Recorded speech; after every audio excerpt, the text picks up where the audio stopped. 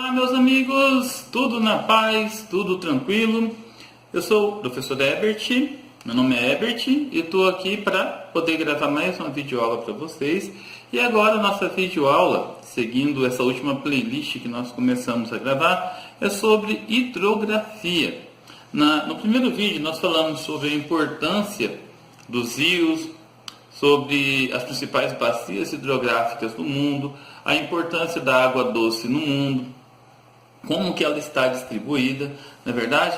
Então, agora nós vamos falar sobre a hidrografia brasileira e as principais bacias hidrográficas brasileiras.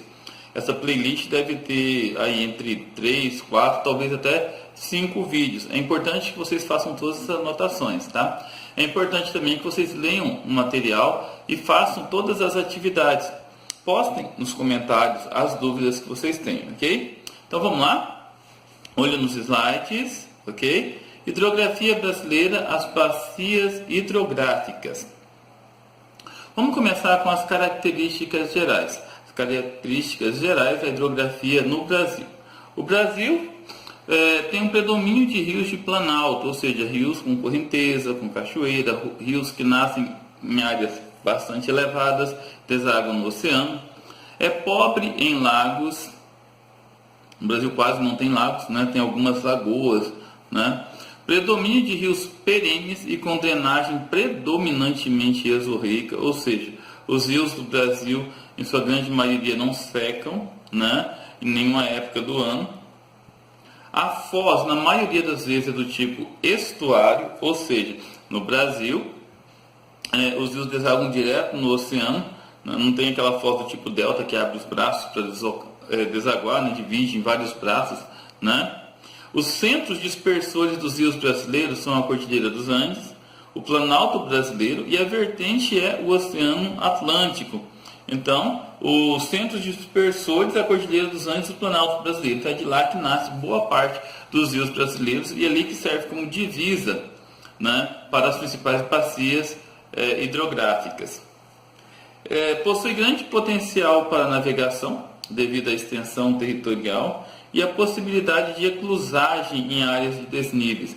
Como os rios são de planalto, tem muita cachoeira, muita correnteza, é necessário fazer eclusas em alguns pontos para poder nivelar as áreas.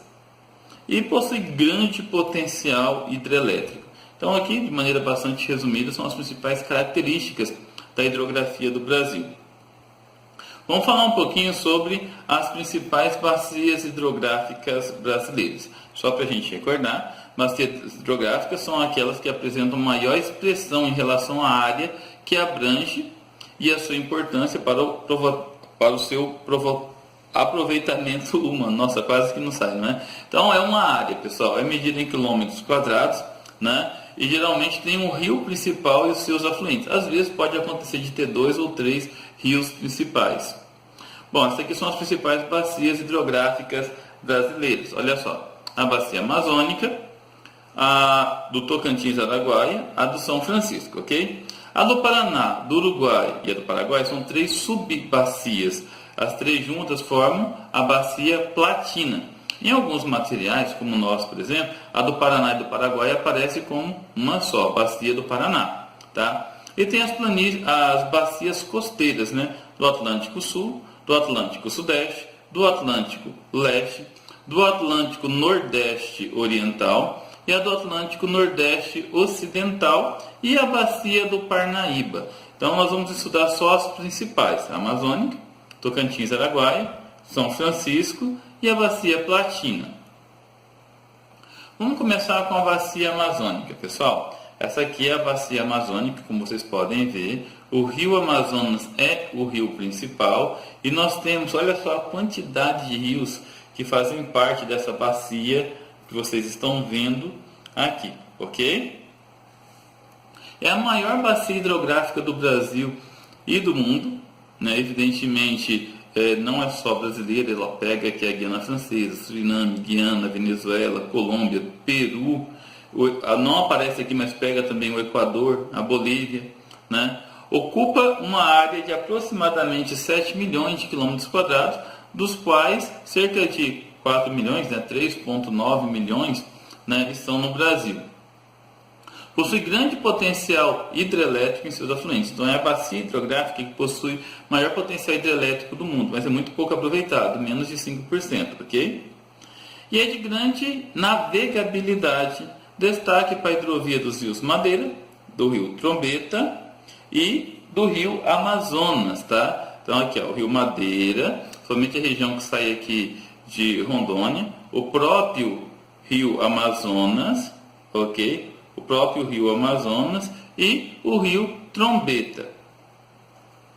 Vamos falar agora da bacia do Tocantins-Araguaia, maior bacia hidrográfica totalmente brasileira. Nasce e termina no Brasil e tem dois rios principais, o rio Araguaia e o rio Tocantins, ok?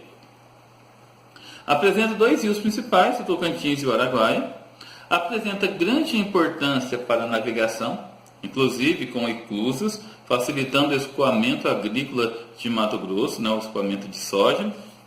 Possui grande importância econômica na geração de energia elétrica para o projeto Grande Carajás, né, a usina de Tucuruí, a maior usina hidrelétrica totalmente brasileira. E também possui nela, né, a maior ilha fluvial do mundo, a Ilha do Bananal, que fica nessa região aqui, ó, ok? Então vamos ver algumas imagens. Aqui a imagem da Ilha do Bananal, maior ilha fluvial do mundo. Aqui a imagem da Ilha do Bananal, né? Aqui o local onde ela se encontra, tá? Então aqui nós temos o rio Araguaia, o rio Tocantins. Então no rio Araguaia fica a Ilha do Bananal. Aqui a eclusa de Tucuruí. A eclusa de Tucuruí, né, muito utilizada para a navegação, somente para o escoamento de grãos aqui de Mato Grosso. Vamos falar agora da bacia do Rio São Francisco. Ela integra duas grandes regiões brasileiras, regiões Sudeste e Nordeste, né? Ela nasce na Serra da Canastra, em Minas Gerais, olha aqui, ao sul de Minas Gerais, né? Passa por toda a região Centro, Norte, pega toda a região do polígono, boa parte da região do polígono da Seca, né? Passa por mais de 7 estados nordestinos, desaguando no litoral nordestino, tá? Aqui, ó, tá vendo? Entre Sergipe e Alagoas. Muito aproveitado para navegação desde tempos coloniais, né? E é o principal produtor de energia elétrica da região Nordeste, né? São 33 grandes usinas hidrelétricas no decorrer do Rio São Francisco. Muito utilizado na agricultura irrigada, principalmente para arroz e para fruticultura para exportação, fruticultura de produtos tropicais para exportação. E é um dos poucos rios perenes que atravessa o polígono da Seca. Infelizmente, os afluentes do Rio São Francisco, a maioria deles são intermitentes, pessoal. Durante o período da seca, eles secam, tá?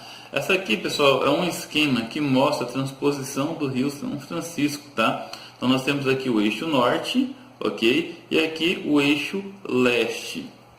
Esse esquema mostra bem os dois eixos, né, da transposição. É um projeto bastante polêmico, tem muitos segmentos da sociedade, principalmente de ambientalista, que vai contra essa transposição.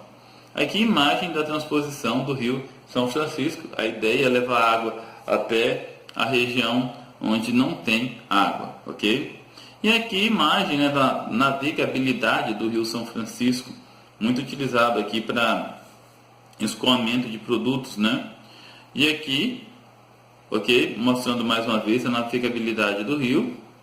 Aqui, pessoal, a usina de Sobradinho, uma das maiores do Brasil, e fica no Rio São Francisco. Aqui, pessoal, essa é... Opa, perdão, passei demais, né? Essa aqui é uma das usinas de Paulo Afonso, né? O grande complexo hidrelétrico de Paulo Afonso. São 3 grandes usinas hidrelétricas, em Salvador e Alagoas. Vamos falar agora da bacia Platina, formada por 3 subbacias. Do Paraguai, tá? Pega aqui a região nossa de Mato Grosso, né? Tem o rio Cuiabá, o rio Paraguai, o rio Taquari, o rio Negro, o rio Miranda, entre Mato Grosso do Sul, Rio Negro, Rio Miranda e Mato Grosso do Sul, né? O rio Paraná, né? Que pega o rio Paranazão, que é o principal rio, né? E o rio Uruguai, a bacia do Uruguai, tá? Formado pelos três rios: Paraná, Paraguai e Uruguai. O rio Paraná e seus afluentes são típicos de Planalto e apresentam o segundo maior potencial hidrelétrico do país e é o maior do mundo instalado. Inclusive, o rio Paraná ele tem mais de 60% da sua capacidade total de energia aproveitada. O rio Paraguai, típico de planície, atravessa o Pantanal Mato-Grossense, favorecendo a navegação, considerado uma importante hidrovia do Mercosul. Então, pelo rio Paraguai, aqui, onde tem o maciço do Urucum, né, sai a exportação de minérios como manganês e também é um escorredor de produtos como a soja, né? E os afluentes do rio Paraguai também têm grande potencial hidrelétrico. É muito comum PCHs aqui em Mato Grosso. E o rio Uruguai drena apenas 3% do território nacional. Essa daqui, tá? Apenas 3%.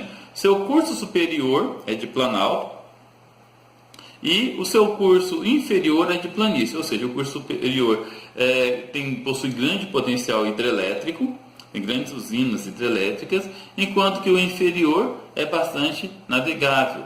E aqui algumas imagens, né? A usina de Itaipu, a segunda maior do mundo, era a maior do mundo até pouco tempo, até a China construir a usina de Três Gargantas, né, uma binacional. Aqui a usina de Marimbondo, que é uma do projeto Furnas, né, construído, projeto do final da década de 1960, né, final de 1950, começo de 1960. A usina de Marimbondo começou em 71, terminou em 77. Aqui a usina de Furnas, né, fica em Minas Gerais. Ok? E aqui o rio Paraguai, né, e a sua navegação. E aqui, pessoal, o rio Paraguai passando, drenando, né, o Pantanal Mato-Grossense. Tá? Aqui a usina hidrelétrica de Machadinho, no rio Uruguai, entre o Rio Grande do Sul e Santa Catarina. É isso aí, pessoal. Essas são as principais usinas, bacias hidrográficas do Brasil. Essas são as principais características da hidrografia no Brasil. Vai ter um vídeo específico que a gente vai trabalhar sobre o potencial econômico delas, né? Eu trabalhei já sobre algumas usinas hidrelétricas, mas a gente vai trabalhar um pouquinho sobre a questão ambiental dessas usinas hidrelétricas, tá? Recomendo que vocês façam as atividades, recomendo que vocês leiam o material de estudo, nosso material é riquíssimo, né? Assistam o vídeo, anotem, façam um resumo, tá? É isso aí. Fiquem com Deus e até a próxima.